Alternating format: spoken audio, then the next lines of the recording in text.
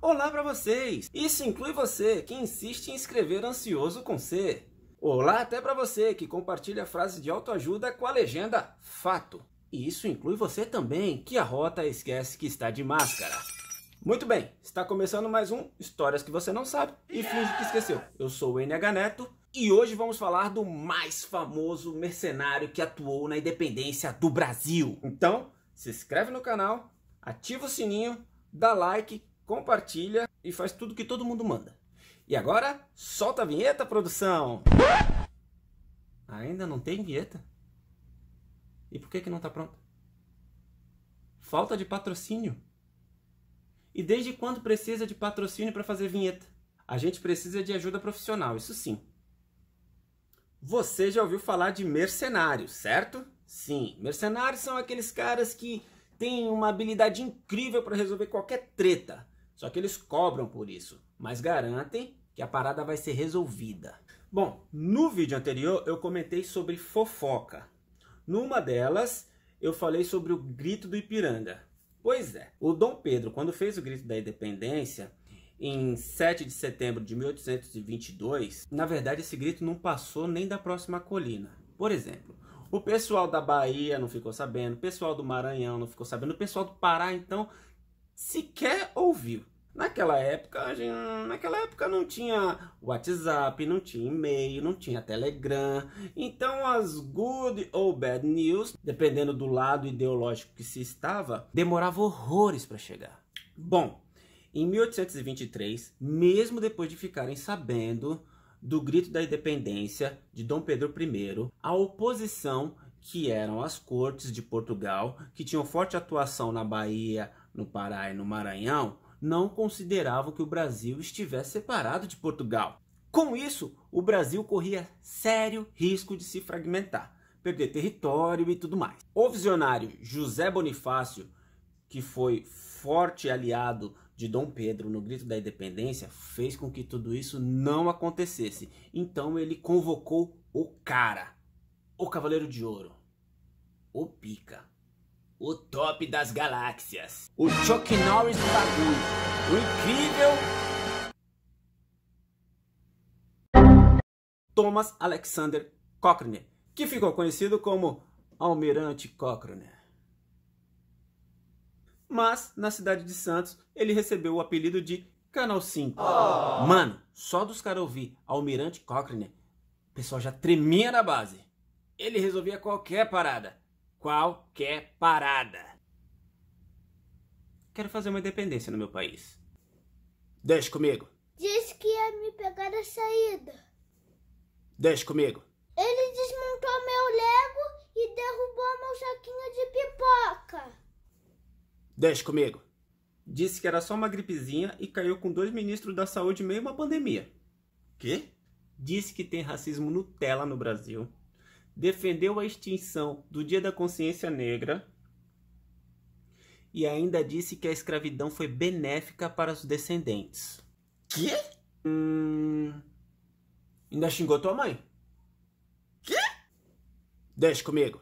Bom, Cochrane era escocês e tinha iniciado na Marinha Britânica como oficial durante as Guerras Napoleônicas. Em 1800, um de seus grandes feitos foi capturar um navio espanhol de 300 tripulantes com 32 canhões, sendo que o que ele estava tinha 14 canhões e 84 mano. Então, já promovido a comandante, ele iniciou um inferno na vida de Napoleão ali no mar do Mediterrâneo.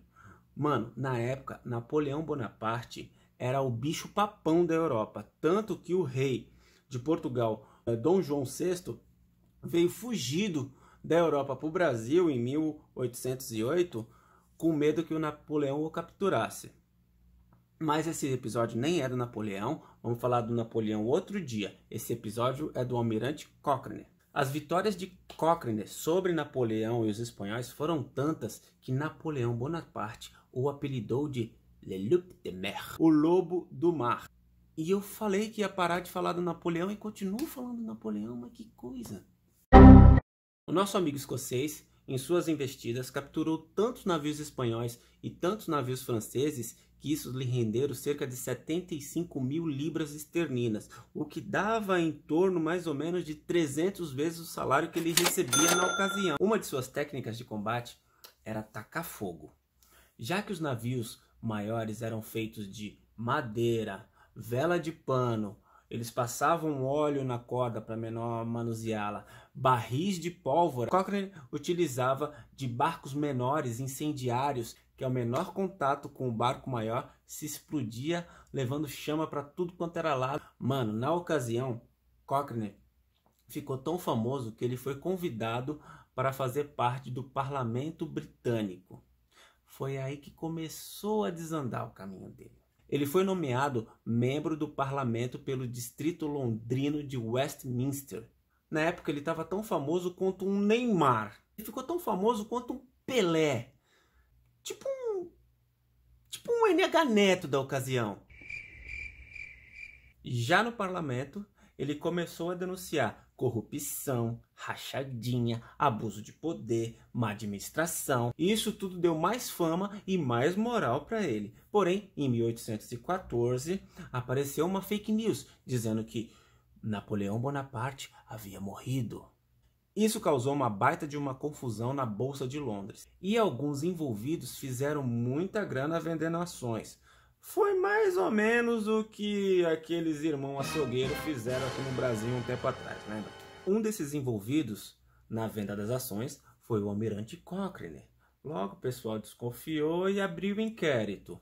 Após o inquérito, foi considerado culpado e condenado a 1 ano de prisão, mais multa, etc, etc. Sua popularidade era tão grande, mas tão grande, que mesmo preso, ele ainda foi reeleito para o parlamento. Parece que não é só brasileiro que não sabe votar, não é mesmo? Já em liberdade, Cochrane foi demitido da Marinha Britânica e sua carreira política chegou ao fim. Então ele ouviu: fique em casa, se puder. Mas como ele estava meio sem grana, o auxílio emergencial não estava saindo e ele precisava levantar uma grana, ele passou a ofertar suas habilidades navais. E o que seria? Pirataria, autorizada pelo rei, que era chamado então de corsário, ou, como nós gostamos de chamar, mercenário. E agora, o nosso mais novo quadro: como deixar qualquer palestrante desmotivado.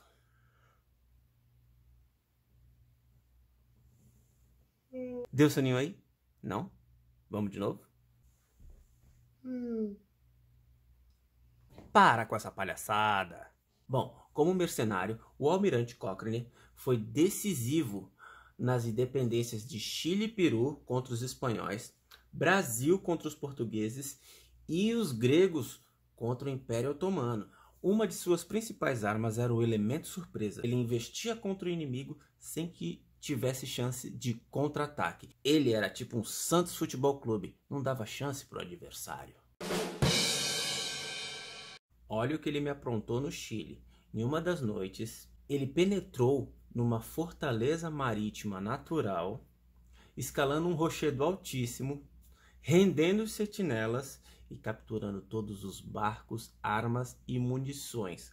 Só nessa pegada, ele aniquilou todo o poderio espanhol na região. O cara era muito monstro, querido. Mano, na hora do pagamento sempre rolava um estresse. Cochrane alegava que o general não estava pagando o combinado.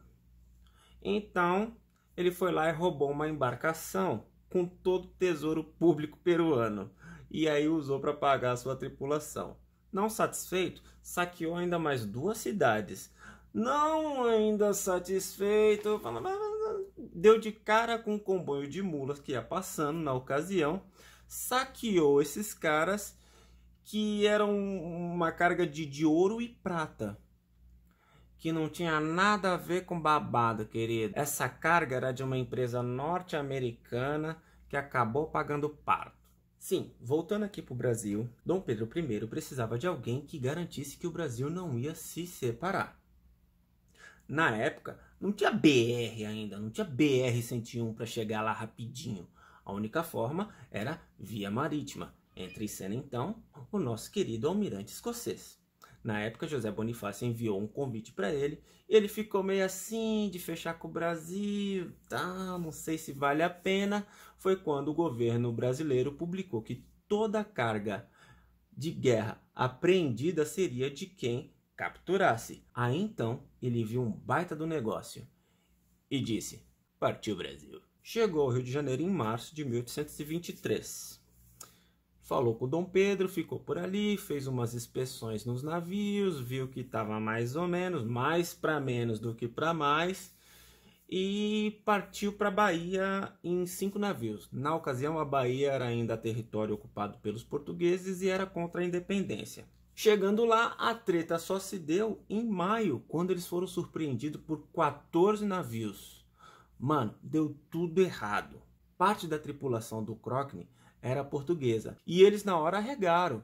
Falaram, não, português não sai na porrada com português. E começaram a sabotar a guerra. Passaram o cadeado no depósito de pólvora. Os canhões eram fracos. A pólvora era zoada, de má qualidade. Mano, foi uma humilhação total. Mas ele ainda conseguiu escapar, conseguiu fugir.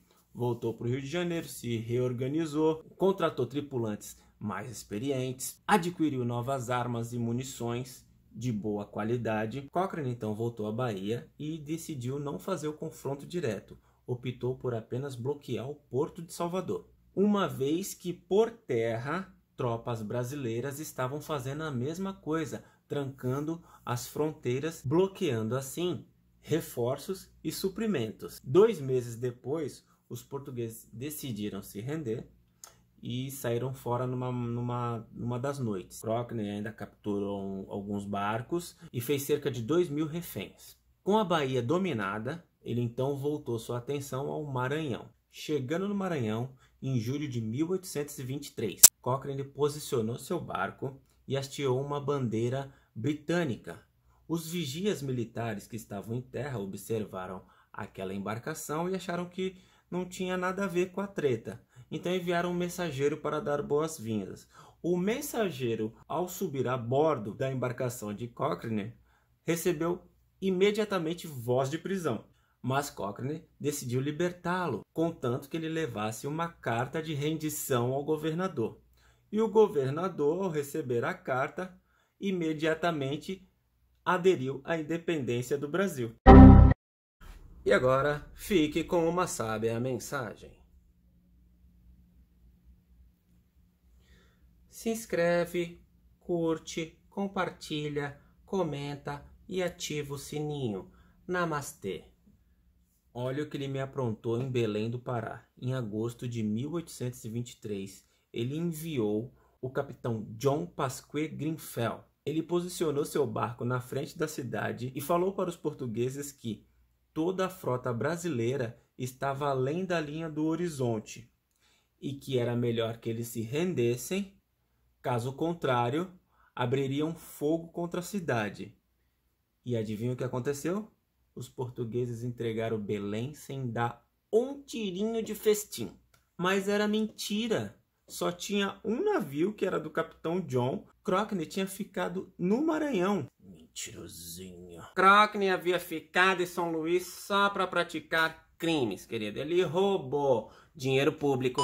Ele roubou pequenos barcos que estavam atracados na cidade. Ele roubou propriedade privada. Ele tratou São Luís como um verdadeiro território inimigo. Os habitantes locais ficaram pé da vida, mas não tinha muito o que fazer, né? Aliás, o cara tinha uma pá de canhão apontado para a cidade. Então, os maranhenses, o que fizeram? Tá ok, pode levar, tranquilo, de boas. Então, Crockne voltou ao Rio de Janeiro e foi tratado como herói. Sim, de Dom Pedro, ele ainda ganhou o título de Marquês do Maranhão. Querido, vê se pode. Crockne esperava que as mercadorias roubadas em São Luís, Belém e Salvador fossem tratadas como presas de guerra. Assim, ele ia dividi-las entre seus oficiais, numa espécie de rachadinha. E quando a gente fala rachadinha, automaticamente você já liga esse nome a uma família muito peculiar aqui do Brasil. E quando a gente fala isso, os bolsominions ficam pé da vida. No entanto, na hora de fazer o pagamento, adivinha, deu treta de novo. Por quê? Parte da mercadoria não foi considerada como presa de guerra. Foram devolvidas aos seus respectivos donos. E as reclamações de Crockne foram encaminhadas à justiça. Então, o pagamento de Crockne, assim como o auxílio emergencial, ficou somente no status de em análise. E nessa discussão de paga, não paga, paga, não paga, estourou outra treta em Pernambuco, conhecida como Confederação do Equador. E adivinha? Crockne foi lá e resolveu mais uma vez a parada, bloqueando o porto de Recife. Mas adivinha? O nosso detestável almirante Crockne, que nessa hora não dá mais para dizer que ele é adorável, né, gente? O detestável almirante Crockne retornou então ao Maranhão para praticar mais saques. Pelas contas dele, Maranhão devia em torno de 85 mil libras esterlinas. Porém, ele chegando lá, apontou mais uma vez os seus canhões para a cidade e anunciou: gente, se vocês me pagarem à vista na transferência ou débito, eu deixo aí 21 libras esterlinas à vista. E a cidade, mais uma vez, sem ter o que fazer, entregou a grana. Essa grana ele ainda utilizou para comprar algodão do próprio pessoal do Maranhão e levou para a Inglaterra. Mas antes de sair daqui, ele ainda aprontou mais uma. Em maio de 1825,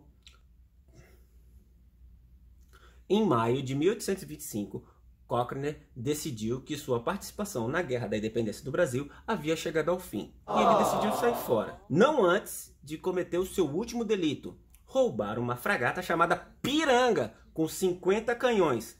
Roubou, levou para a Inglaterra, deixou abandonada lá. 6 meses depois conseguiram fazer com que essa embarcação voltasse para o Brasil. Que malandrinho, não? Suas façanhas não param por aí. Depois de ter ajudado o Brasil na independência, ele voltou à Europa, ajudou a Grécia na independência contra os turcos, ganhou mais uma grana aí, foi reabilitado no governo britânico, transformado em herói e morreu em 1860 com grandes honras em seu funeral. Oi, lindinho, tô invadindo aqui o vídeo do NH Neto só para contar 2 babadinhos para vocês. Primeiro babado: 14 anos depois da morte do almirante Cochrane, o Brasil ainda teve que pagar 40 mil libras esterlinas aos herdeiros do escocesinho, filha da mãe que assaltou o Maranhão. Pois é, depois de ter assaltado o Maranhão, ter feito todas aquelas barbaridades, o Brasil ainda foi lá e pagou mais 40 mil libras esterlinas aos seus herdeiros. Ai, que absurdo. Segundo babado, parece que o José Ribamar Ferreira de Araújo Costa, mais conhecido como José Sarney, o nosso queridinho ex-presidente maranhense, certa vez foi ao túmulo do almirante Cochrane, pisou firme e, olhando sobre a lápide, pronunciou: corsário. Dizem que foi um ato de vingança. E agora você decide o que o almirante Cochrane foi para o Brasil: herói, anti-herói, vilão, malvado, fofinho. Bom, essa é mais uma história que você não sabe, mas finge que esqueceu. Tudo bem, então curte e compartilha essa bagaça. Beijos!